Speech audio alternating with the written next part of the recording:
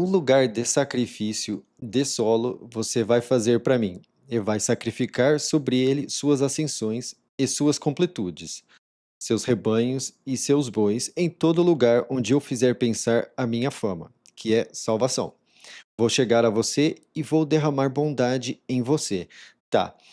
Sacrifício é uma palavra que eu me dei conta recentemente que eu preciso rever, porque no português, sacrifício é algo que nossa cultura ligou a algo que causa um sofrimento fazer, mas o sacrifício do no sistema aqui, que que o Salvador, Deus solicita, é aquele sentimento que te dá paz. Então, quando você tem aquele momento de oração que você pede perdão e tudo aquilo, naquele momento que você está sacrificando seu orgulho e as questões da sua carne, aquele momento você tem prazer. E na nossa cultura, sacrifício virou sinônimo de sofrimento. Então é uma palavra que eu vou ter que rever. Provavelmente vou alterar ela para abate, que é para tirar essa carga negativa, da qual no texto original é completamente o oposto. Tanto que aqui nós vemos um lugar de sacrifício, e vai sacrificar sobre ele as suas ascensões, as suas completudes, que é aquele sentimento que eu falo de paz e amor, que não é apenas a ausência de conflitos no coração, mas você se sente preenchido. Então fica difícil eu manter a palavra sacrifício aqui, porque sim, nós temos dois formatos de uso da palavra sacrifício. Uma é algo que é sacrificado, que é morto, e outra é algo de, poxa, fazer isso é um sacrifício, né? É no sentido de algo, é um sofrimento. Então, sacrifício passou a ser sinônimo de sofrimento. E assim, normalmente, diante do contexto, a pessoa saberia identificar, mas por questão de ser completamente o oposto de completude, quem não tem uma certa sensibilidade para o texto, pode achar estranho. Então, e essa palavra aqui, em lugar de sacrifício, nas traduções tradicionais seria altar. Eu coloquei lugar de sacrifício porque altar passa uma mensagem mais adiante ainda que é um lugar alto, que é alguma coisa, mas é um lugar de sacrifício no sentido do seu coração. O seu coração é o altar, é o lugar que você faz o sacrifício, as completudes, a ascensão, que eu falo que é a ligação direta à cruz, né? Em todo lugar onde eu fizer pensar a minha fama, que é salvação. Então, né, através da fama de salvação, que vou chegar a você, vou derramar bondade em você, que todo esse sentimento, aquele, quando você sacrifica a sua carne do seu coração, e você tem aquele sentimento e você muitas vezes começa até a chorar naquele momento de oração. E bondade é derramada em você, ou até porque essa aqui é a tradução da palavra abençoar, tá? Então, sacrifício, mais adiante nos próximos capítulos, ela vai ser mudada. Provavelmente vão mudar para abate, tá? Porque quando você sacrifica um animal, você abate ele. Então, no coração aqui vai ser lugar de abate, que é onde você abate a sua carne, tá? Então,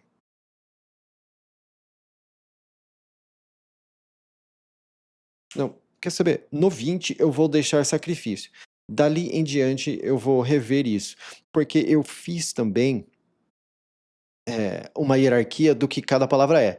Um assassinato, outra é matar, outra é dar fim, a outra é. Eu fiz eu peguei uma análise profunda sobre elas. E eu acho que sacrifício ficou de fato como abate. Mas até Êxodo 20 eu vou deixar sacrifício mesmo, tá? Pelo menos até eu voltar e repassar tudo novamente, que vai demorar, porque eu ainda estou indo daqui em diante. E se você fizer para mim lugar de sacrifício de pedras, não construa elas trabalhadas, porque se você move sua lâmina sobre ela, você viola ela. E não suba por degraus ao meu lugar de sacrifício, para que sua nudez não seja descoberta sobre ele. Tá, vou por partes. Não subir por degraus ao lugar de sacrifício. O que é aqui também? É durante a sua oração, quando você está sacrificando, você adotar uma postura de arrogância, de orgulho, porque senão ele, porque naquele momento que você se exaltar, você vai ser derrubado, tá? E sua nudez vai ser descoberta. Ele vai revelar sua nudez, o seu defeito, aquela. Então, quando você está em oração, não suba no degrau, abaixa a cabeça. E aqui, se você fizer para mim lugar de sacrifício de pedras, aqui eu vejo de uma forma que não é claro o suficiente para eu comentar aqui. Então, eu não vou simplesmente continuar para Êxodo 21, porque eu penso que se eu explicar isso, eu não vou conseguir, eu não vou conseguir explicar isso aqui de uma forma clara sem confundir, tá? Pelo menos não ainda. Então, por enquanto, eu vou deixar a simbologia de Êxodo 20, 25 para trás. Êxodo 21. E estes são os juízos que você vai colocar diante deles. Diante de quem? Persistiu com o grande pastor, que é a tradução de Israel. E essa palavra juízo, ela é aquela que em muitos lugares é traduzida como juiz, mas que é juiz e executor. Então, esse juízo seria o julgamento e a execução.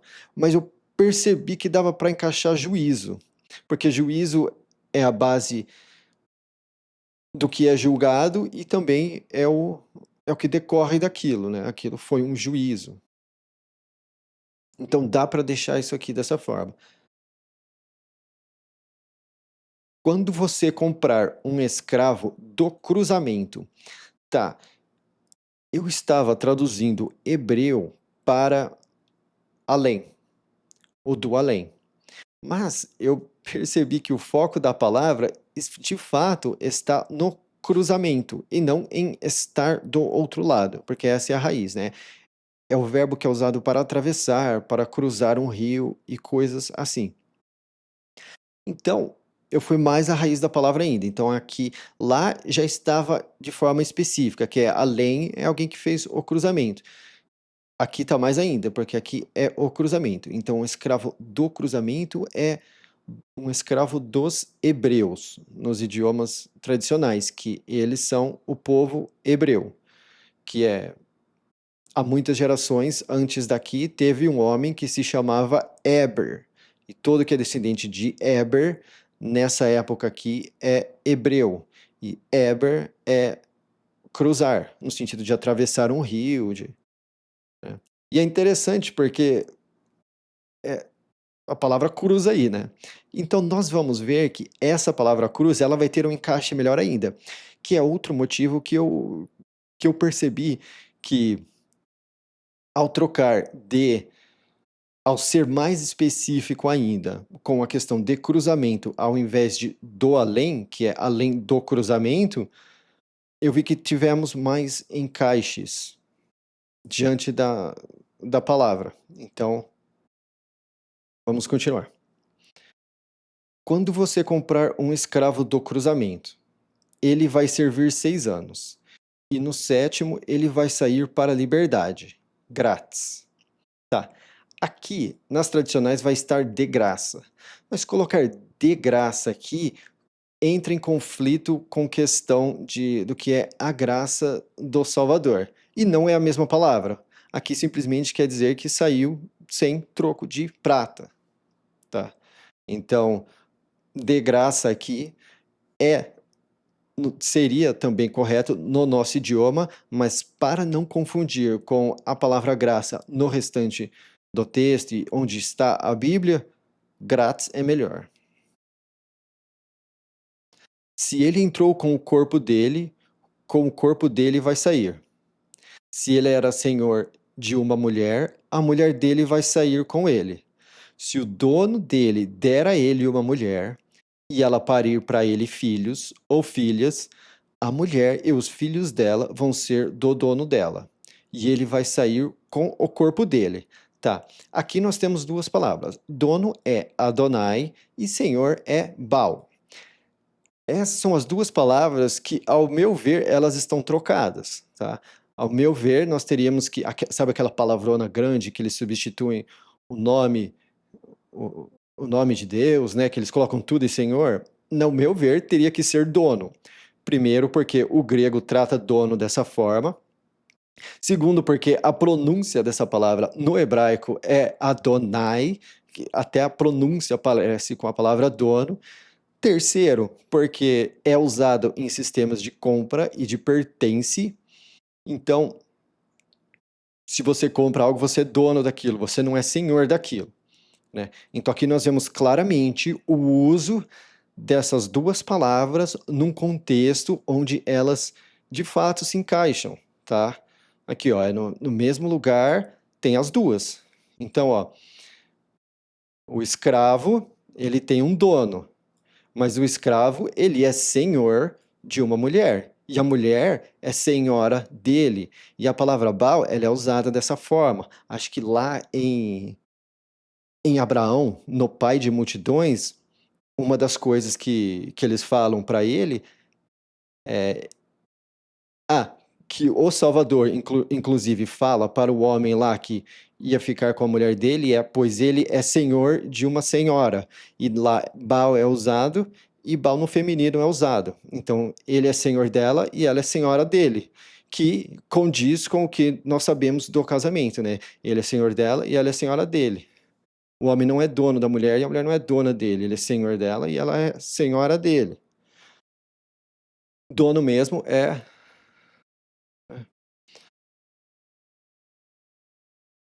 Se o dono dele der a ele uma mulher e ela parir para ele filhos ou filhas, a mulher e os filhos dela vão ser do dono dela, e ele vai sair com o corpo dele.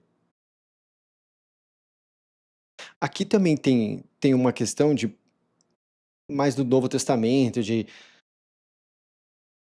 das pessoas que encontram a confiança no Salvador através de você, é considerado como filhos, e você, por ser um escravo do dono, tem todo um encaixe gigantesco aqui que eu não vou entrar aqui, porque eu também acho que não vão conseguir fornecer a clareza que esse contexto merece, pelo menos ainda. E se dizendo, o escravo disser: Amo o meu dono, a minha mulher e os meus filhos, não vou sair para a liberdade. Então o dono dele vai aproximar ele ao Salvador e vai aproximar ele à porta ou ao batente, e o dono dele vai furar a orelha dele com o furador. E ele vai servir ele pelas épocas. Agora, aqui eu posso entrar, porque aqui eu já consigo deixar de forma mais clara essa interpretação. Por exemplo, se ao fim do trajeto, eu vou usar o meu trabalho como exemplo, né, eu cumpro os anos de fazer essa tradução aqui, e daí, por exemplo, eu tenho escolha, né? Ou eu volto para a minha vida, ou eu continuo uma vida diante do dono, né? Mas se ao fim dela eu disser: "Eu amo meu dono, eu não quero me desfazer dele", né. A minha mulher, que é a intimidade que eu tenho com ele, os meus filhos, né, que é as pessoas que talvez através desse trabalho possam se aproximar do salvação, aí, né, não vou sair para a liberdade. Não, quero continuar tendo salvação como dono, né. Aí aqui, ó, então o dono dele vai aproximar ele ao Salvador, lembrando que Salvador é a tradução da palavra Deus, né. Então o dono dele vai aproximar ele ao Salvador e vai aproximar ele à porta ou ao batente. Lembrando que o Cristo fala: Eu sou a porta, né? Eu sou a abertura, a entrada. E o dono dele vai furar a orelha dele com o furador. E ele vai servir ele pelas épocas, né? Que então, assim, ao meu ver, essa é algo que talvez eu tenha, uma escolha que talvez eu tenha que tomar daqui a alguns anos. Se eu vou voltar a uma vida normal depois desse trabalho, ou se eu vou querer servir ele pelas épocas. Eu espero que eu escolha servir ele pelas épocas e continue eu e ele. Mas não sei o dia de amanhã. E quando um homem vender a filha dele para ser escrava, ela não vai sair como saem os escravos. Se ela for ruim aos olhos do dono dela, que não a designou para si, o que seria esse designou? Esse designou seria. Porque na época você comprava a sua mulher, né? Então, por exemplo, ele teria comprado ela e não designou ela para ele como mulher. Então ele vai deixar que ela seja resgatada. Ele não vai ter autoridade para vender ela para um povo estrangeiro, por agir de forma traiçoeira contra ela, né? Porque ele comprou ela para ele e agora quer vender. E se ele designar ela para o filho dele, ele vai fazer ela com ela conforme o juízo das filhas. Se ele pegar outra para ele, ele não vai diminuir a carne dela, a cobertura dela e a coabitação dela. Esse coabitação é no sentido de intimidade entre homem e mulher, tá? A palavra quarto é. E se ele não fizer essas três para ela, ela vai sair grátis, sem prata. Mesma coisa aqui. Aqui, em muitas traduções, vai estar de graça. E não é a melhor forma de demonstrar isso, de expressar por conta de como a palavra graça é usada na Bíblia.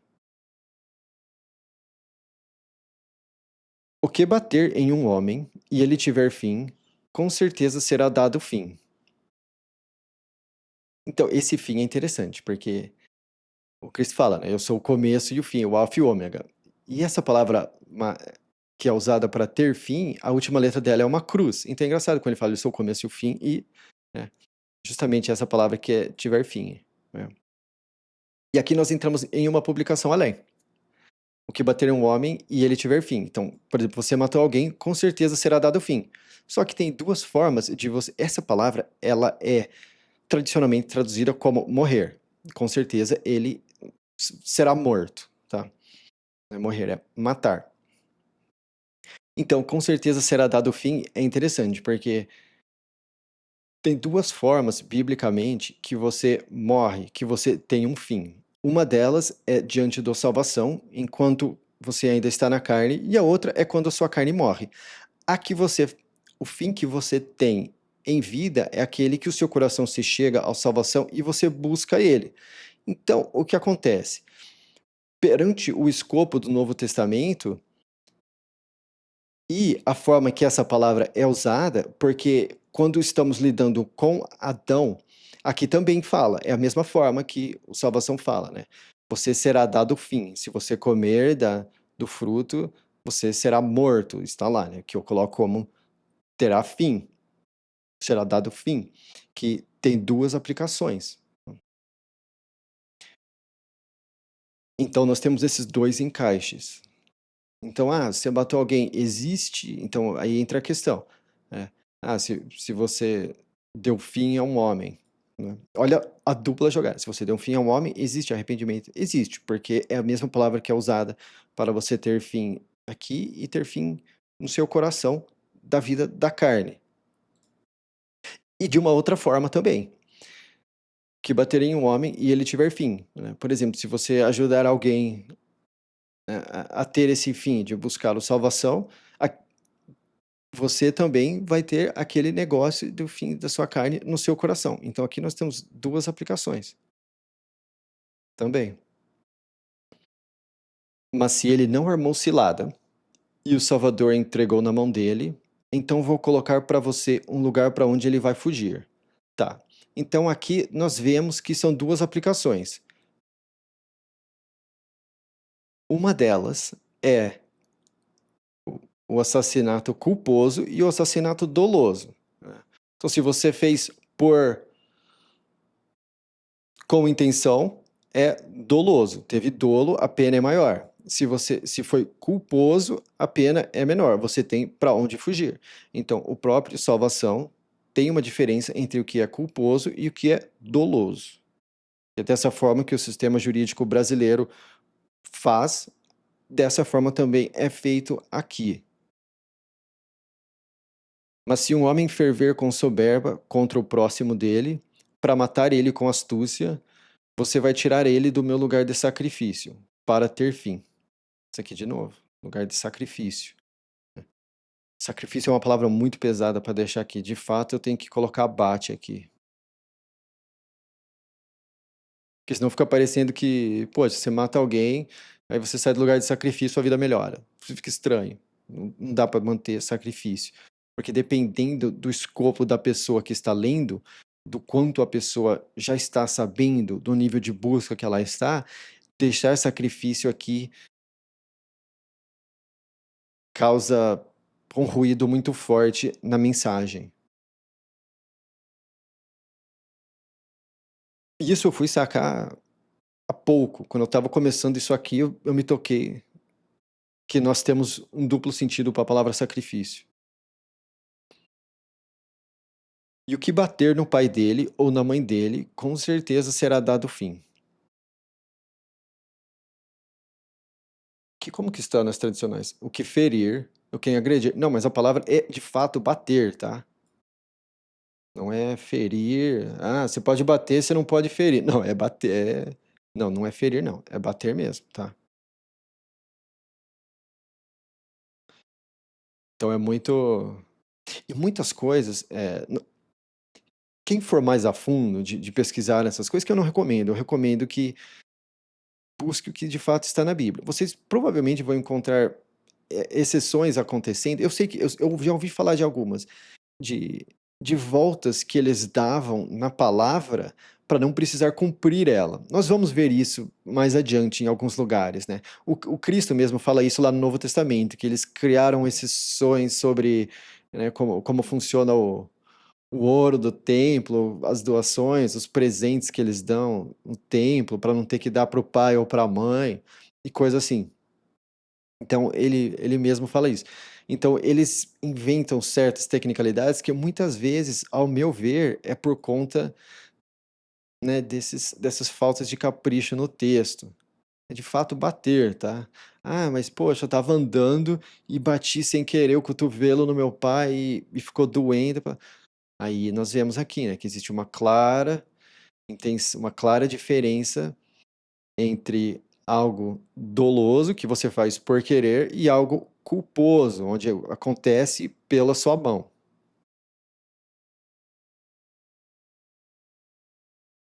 E o que furtar um homem e vender ele, ou se for encontrado na mão dele, com certeza será dado fim. Tá, furtar um homem. Eu sei que aqui parece estranho. Ah, isso aqui é roubar. Não, é furtar. Porque aqui vamos lembrar que é a época da escravidão. Então você não está roubando um homem, você está furtando ele. É o homem que está sendo levado, tá?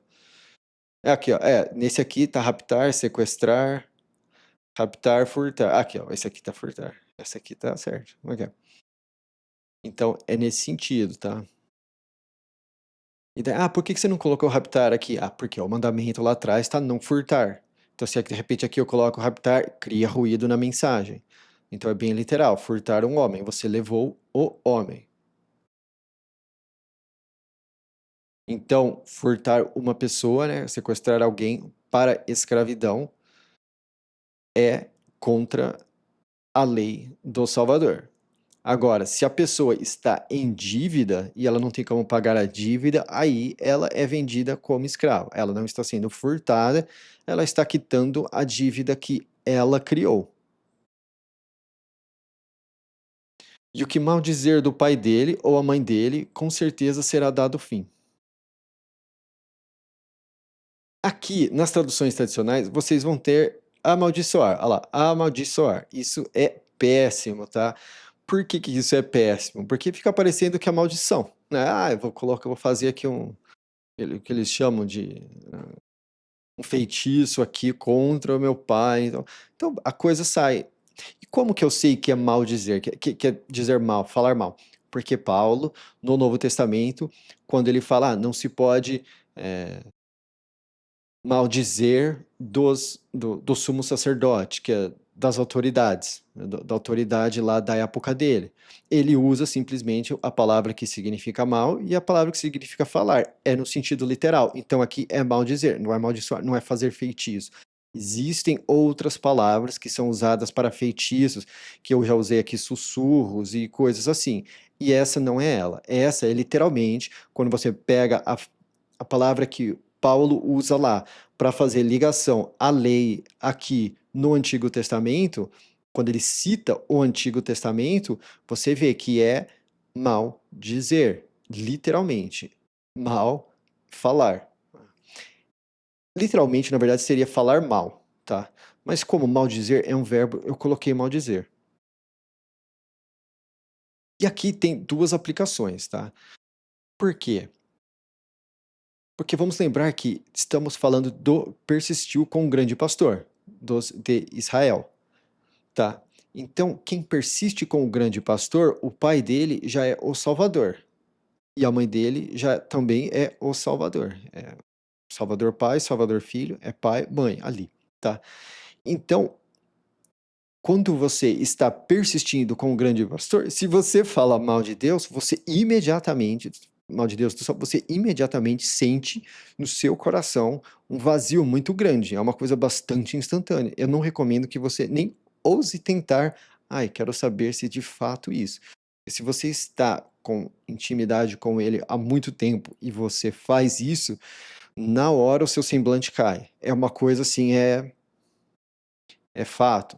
Agora, as pessoas que não têm essa intimidade com o Salvador, elas conseguem, porque elas não vão sentir esse vazio, porque elas estão com esse vazio do que eu falo, que é a falta da completude diante do Salvador. Então, eles conseguem, tá? Não recomendo. E quando homens brigarem, e um homem bater no próximo dele com pedra ou com punho, e ele não tiver fim, mas cair à cama, se ele levantar e andar lá fora sobre o apoio dele, então o que bateu vai estar isento. Apenas vai dar pela pausa dele e com certeza vai curar ele. Tá, aqui essa palavra pausa é a base da palavra sábado. Então aqui é outro lugar que eu falo que a palavra sábado, ela simplesmente significa pausa. Olha ela aqui sendo usada num contexto onde ela é claramente usada como pausa. Então, o dia do sábado, né? O dia da pausa. O sétimo dia é o dia da pausa. E isso entra também no significado da palavra sete, porque todos os números, no hebraico, eles também são palavras que são usadas. A palavra sete é a mesma palavra que é usada para jurar, juramento. Então, quando você pega para ir a fundo e analisar essas coisas, o- você consegue cavar tão fundo que é por isso que eu falo, copie a Bíblia à mão. Tem certas coisas que você vai viajar na sua cabeça, na sua escrita, assim, que você vai refletir de uma forma muito mais intensa do que eu consigo entrar aqui, né? E com certeza vai curar ele.